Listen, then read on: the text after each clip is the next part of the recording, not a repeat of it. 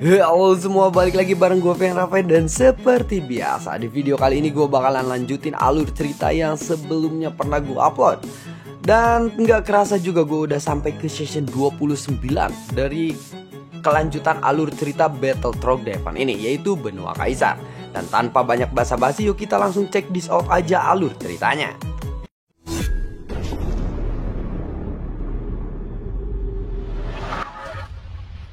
Di episode sebelumnya, ledakan dari 100 Taisu Senju yang berhadapan dengan skill supreme, saat ini ledakan energi itu telah diredam oleh sang permaisuri.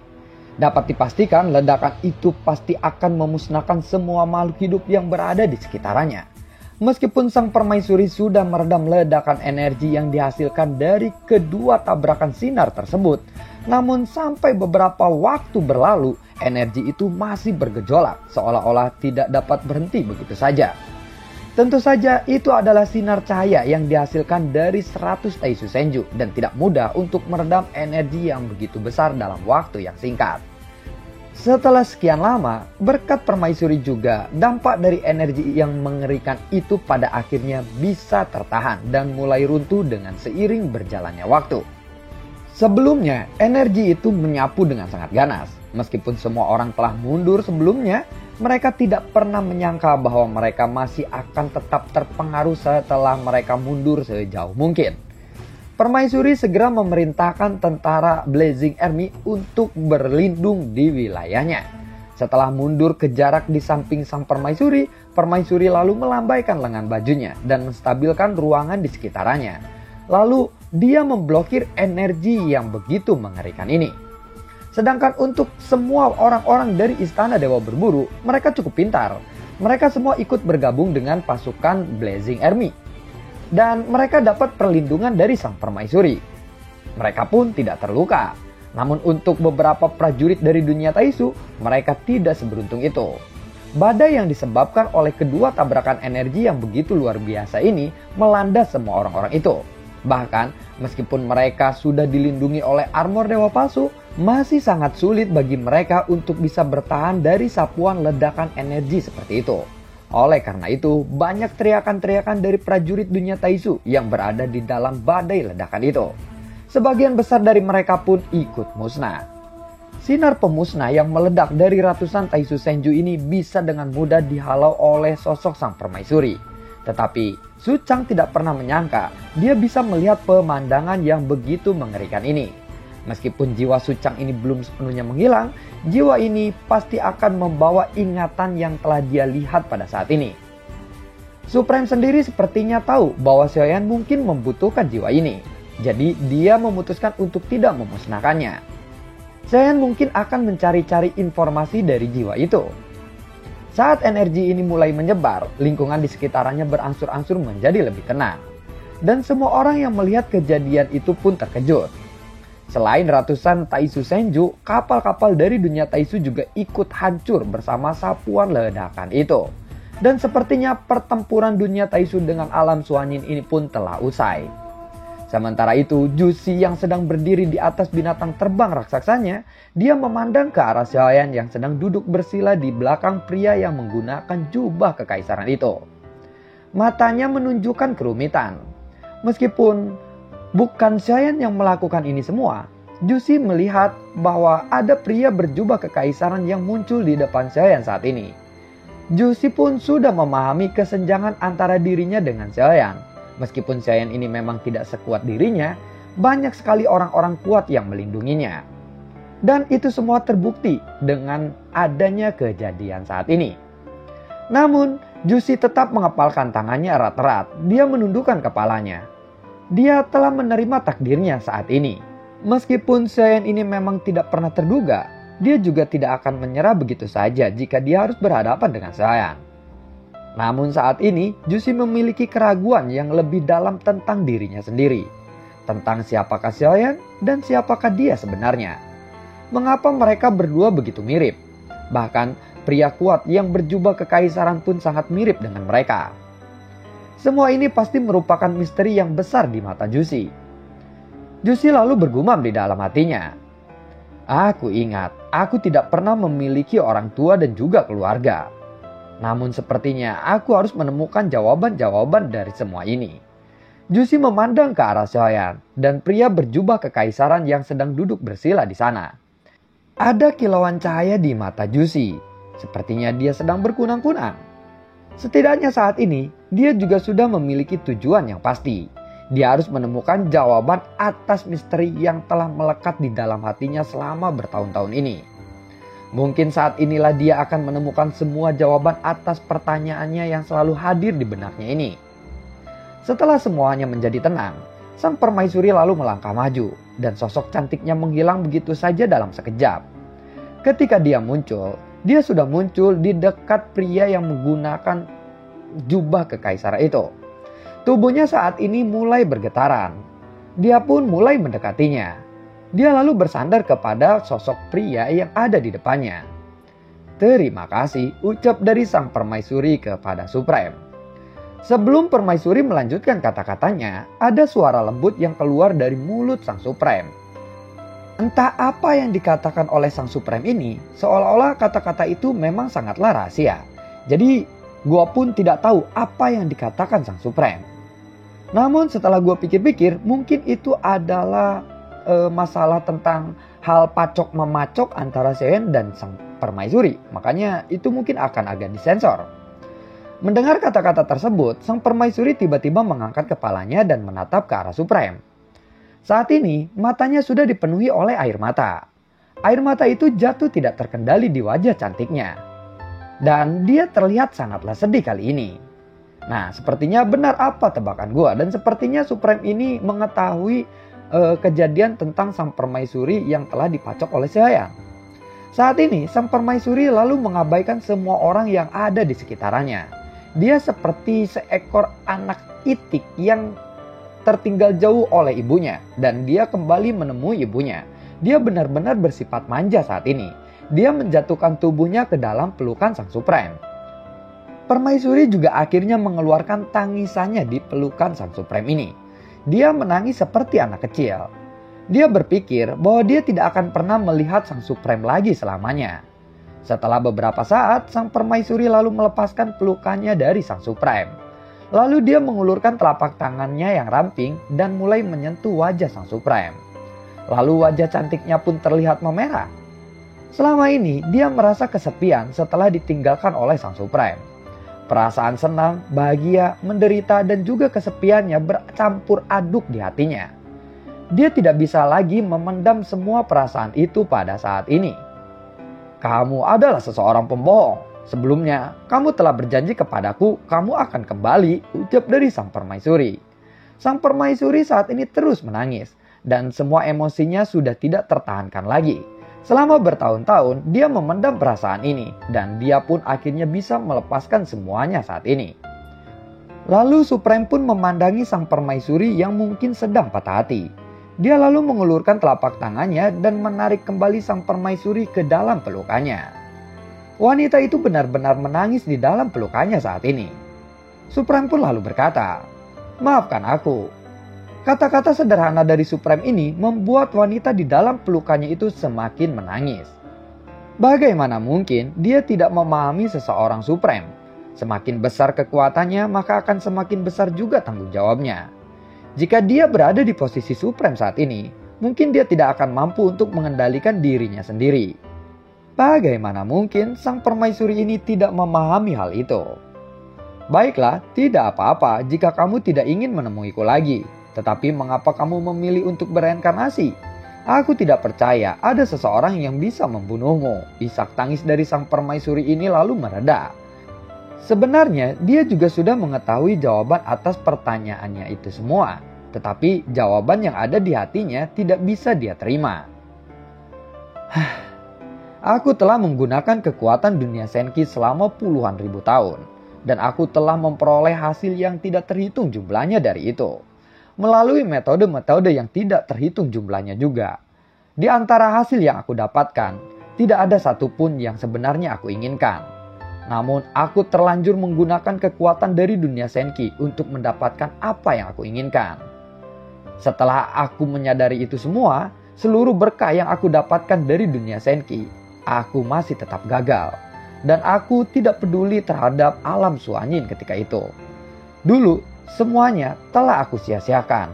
Ketika aku tersadar, aku tidak memiliki kemampuan untuk mengembalikan apa yang telah aku ambil dari dunia Senki. Aku memilih untuk mengulanginya lagi. Jadi aku benar-benar minta maaf atas semua keputusan yang telah aku ambil sebelumnya, jawab dari Sang Supreme. Sang Permaisuri mendengarkan jawaban dari semua pertanyaannya kali ini. Di sisi lain, Xiaoyan yang sedang duduk bersila juga sebenarnya mendengar jelas apa yang sudah dikatakan oleh Supreme ini. Ketika keputusasaan menghampirinya, ada sebuah cahaya harapan yang terlahir untuk bisa menyelamatkan dunia Senki kali ini. Dia harus mengambil langkah terakhir yang mungkin diambil Sang Supreme sebelumnya. Dan dia harus meneruskan harapan Sang Supreme yang ditimpakan kepadanya. Dengan kekuatan Xiaoyan saat ini, beban itu mungkin akan terlalu berat untuk Xiaoyan. Tetapi dia harus tetap melakukan itu demi orang-orang yang dia cintai dan juga demi dunia Senki. Dia memang harus melakukannya. Lalu Supreme pun berkata lagi, untuk mengambil langkah ini, aku tidak hanya membutuhkan keberuntungan saja, tetapi aku juga membutuhkan jiwa dan kemauan yang lebih kuat lagi. Saat ini, aku tidak memiliki apa yang dia punya, ucap dari Supreme sambil melihat ke arah Xiaoyan. Jadi, aku membuat keputusan yang berani seperti itu. Aku pikir dengan cara ini tentu saja dia mungkin bisa mewujudkan keinginanku sekaligus menebus kesalahanku yang telah aku perbuat di masa lalu. Aku pasti benar-benar akan berhasil kali ini, ucap dari Sang Supreme lagi berkata dengan sangat serius sambil memeluk erat-erat Sang Permaisuri. Saat ini Sang Permaisuri dapat dengan jelas merasakan bahwa Sang Supreme ini memiliki perasaan yang sama kepadanya. Yuan kamu adalah wanitaku. Aku yakin kamu tidak akan menyalahkanku atas segala semua yang aku lakukan di masa lalu, bukan? Tangisan Sang Permaisuri sebenarnya sudah lama berhenti. Dia lalu mengangkat kepalanya meskipun wajahnya ini sudah terlihat memerah. Ada berkas air mata yang tidak terhitung jumlahnya di pipi putihnya. Dia kemudian menatap ke wajah Sang Supreme dan kemudian Supreme pun menatapnya dengan penuh kasih sayang. Matanya yang melengkung dan ada dua lesung pipi yang lucu yang muncul di sudut mulutnya. Senyumannya itu pasti sudah cukup untuk memikat lelaki di seluruh kota. Begitukah? Meskipun kamu adalah orang yang jahat bagiku karena kamu telah meninggalkanku sebelumnya, aku akan menganggap semua ini sebagai kompensasi darimu. Dan dengan kemunculanmu saat ini di sisiku, aku tidak akan marah. Jawab dari Sang Permaisuri sambil tersenyum dan Supreme pun terkejut ketika mendengar kata-kata itu. Bagaimana mungkin kamu bisa memberikan kompensasi seperti itu? Jawab dari Sang Supreme. Diam kau, aku benar-benar merindukan situasi saat ini, ucap dari Sang Permaisuri sambil mencubit Sang Supreme. Setelah itu Supreme pun tidak bisa berkata-kata lagi. Bagaimanapun juga dia tidak bisa memarahi Sang Permaisuri ataupun Xiaoyan saat ini. Apakah dia pernah melakukan sesuatu kepadamu? Tanya dari Sang Supreme sambil mengalihkan pandangannya ke arah Xiaoyan lagi. Apakah aku harus menjawabnya? Jawab dari Sang Permaisuri. Tentu saja, karena sebenarnya dia adalah diriku yang lain. Dan aku bisa merasakan ada sesuatu yang telah kalian sembunyikan dariku. Saat dia bersama aku tidak bisa menahan birahiku terhadapmu. Jadi aku melampiaskan semua itu kepadanya. Ucap dari Sang Permaisuri. Saat Supreme mendengar kata-kata itu, dia merasakan banyak sekali ketidaknyamanan di hatinya. Apa? Tunggu dulu. Apakah dia memaksamu? Atau dia memaksamu untuk melakukan itu? Tanya dari Sang Supreme kembali. Permaisuri pun lalu tersenyum dan menggelengkan kepalanya. Kemudian dia memandang ke arah Sang Supreme dan berkata dengan sangat serius. Tidak, sebaliknya akulah yang telah memaksanya. Seharusnya juga kamu tahu bahwa dia lebih kuat darimu dalam hal itu. Cukup berhenti. Aku tidak ingin tahu sisanya. Supreme langsung memotong perkataan Sang Permaisuri ini. Hei, tunggu dulu. Apakah kamu cemburu? Bukankah dia adalah reinkarnasimu? Kamu adalah dia. Dan dia adalah kamu, bukan? Dan aku selalu menganggapnya sebagai kamu. Jawab dari Sang Permaisuri sambil mengusap tubuhnya dan bercanda. Dia terlihat lebih nakal dan centil sekarang. Supreme tidak bisa berkata apa-apa lagi ketika mendengar kata-kata itu. Dia jelas belum pernah mengalami hal seperti itu sebelumnya. Dimana selama ini Supreme sendiri yang selalu menggodanya. Dia benar-benar tidak tahu harus berkata apa-apa lagi. Namun jika sang permaisuri memang dipaksa oleh Saiyan, itu akan bisa ia terima. Tetapi itu malah sebaliknya. Dia sepertinya telah menjadi korban sang permaisuri ini, di mana sang permaisurilah yang telah memaksanya. Jadi itulah hal yang tidak bisa diterima oleh Supreme. Di mana Saiyan ini mungkin Supreme merasa Saiyan ini sangat beruntung. Dulu dia tidak pernah memaksa-maksa sang permaisuri. Dulu dia tidak pernah dipaksa-paksa oleh sang permaisuri. Namun Supreme yang selalu ngejar-ngejar sang permaisuri untuk melakukan hal itu. Kali ini Saiyan malah yang dipaksa oleh sang permaisuri. Jadi dia itu memiliki kecemburuan sosial dalam hal itu. Lalu sang permaisuri pun tersenyum manis. Ayolah, kita berbaikan saja sekarang. Permaisuri lalu memandangi Supreme lagi. Sementara itu, Supreme pun tersenyum pahit. Lalu dia mengulurkan telapak tangannya dan mencubit pipi sang permaisuri yang lembab dan juga elastis. Dia lalu berkata lagi, "Saat ini, aku sudah mati. Aku tidak lagi memiliki kemampuan untuk seperti itu. Andai saja aku masih hidup, aku akan membuktikannya kepadamu bahwa aku lebih tahan lama dibandingkan orang itu," ucap dari Supreme. "Benarkah? Kalau begitu, mari kita lihat apakah ucapanmu itu benar atau tidak," jawab dari sang permaisuri sambil mengulurkan telapak tangan kecilnya dan meraba pipi sekaligus ke leher sang Supreme. Kalian tahu lah ya, bisa menggoda-goda seperti itu wanita. "Kamu benar-benar menjadi gadis yang nakal kali ini. Kamu bahkan tidak bisa melepaskan hantu ini dari perangkapmu. Ini benar-benar tidak bisa diterima," ucap dari sang Supreme sambil menepuk-nepuk kepala kecil sang permaisuri. Terlihat jelas dari ekspresi wajahnya, dia juga sangat menyayangi sang permaisuri. "Jika kamu tidak mau, maka aku tidak akan memaksamu lagi. Lagi pula, aku juga bisa melakukannya dengan orang itu," ucap dari sang permaisuri sambil menggigit bibirnya menatap ke arah Saiyan. Tidak, jawab dari sang Supreme dengan marah. "Hah? Kenapa? Kenapa tidak? Dia juga memiliki banyak istri. Dan kamu harus memahami itu. Kamu tidak boleh bertindak ceroboh lagi seperti itu," jawab dari sang Supreme kepada sang permaisuri dengan sangat serius. Setelah mendengar kata-kata itu, sang permaisuri pun hanya bisa mengangguk saja kepadanya dan tidak berani membantah. "Oh ya, berapa banyak waktu yang tersisa untukmu sekarang? Bisakah kamu tinggal bersamaku lebih lama lagi?" tanya dari sang permaisuri. Supreme lalu memandang ke arah sang permaisuri yang sedang bersandar di pelukannya. Dan dia juga tahu selama ini dia telah menunggunya sendirian di dalam kesepian dalam waktu yang sangat lama. Jadi dia tidak ingin sendirian lagi kali ini. Supreme juga memahami hal itu. "Tidak apa-apa, meskipun aku akan menghilang, aku akan tetap berada di dalam hatimu, bukan? Begitupun juga dengan dirimu, kamu selalu ada di dalam hatiku. Aku khawatir, ini tidak akan bertahan lebih lama lagi. Tetapi jangan khawatir, kita pasti akan bertemu lagi," jawab dari sang Supreme sambil mengelus-ngelus rambut sang permaisuri. Setelah mendengar kata-kata itu, sang permaisuri pun lalu memeluknya dengan erat.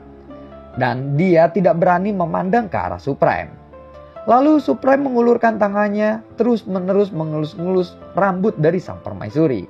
Tiba-tiba Supreme atau jiwa Supreme ini mulai memudar dan kemudian menghilang tertelan waktu. Sang permaisuri tetap berada di tempat itu dalam waktu yang lama meskipun jiwa Supreme sudah menghilang. Sang permaisuri saat ini menundukkan kepalanya. Dia tidak tahu berapa lama waktu telah berlalu. Dia mengusap pipinya lalu perlahan mengangkat kepalanya menatap ke arah langit. Baru saja dia merasakan kembali perasaan manja seperti anak kecil atau gadis kecil. Namun semua itu telah berlalu dalam waktu yang cepat. Dia pun harus kembali menjadi sosok sang permaisuri, pemimpin alam Swanin yang sesungguhnya. "Tentara Blazing Army, dengarkan perintahku. Bunuh semua sisa dari prajurit-prajurit dunia Taisu yang masih ada di sini," teriak dari sang permaisuri. Dan lalu bagaimanakah kelanjutan ceritanya? Nantikan video gue berikutnya dan semoga sehat selalu untuk kalian. Gue juga tidak lupa untuk selalu ucapin terima kasih banyak untuk kalian semua yang sudah mendukung channel ini dari dulu hingga saat ini. Dan gue juga selalu ucapin terima kasih banyak untuk kalian semua yang sudah mensupport channel ini lewat link Saweria di bawah kolom deskripsi. Sampai ketemu lagi di video gue berikutnya. Assalamualaikum dan semoga sehat selalu untuk kalian. Dadah!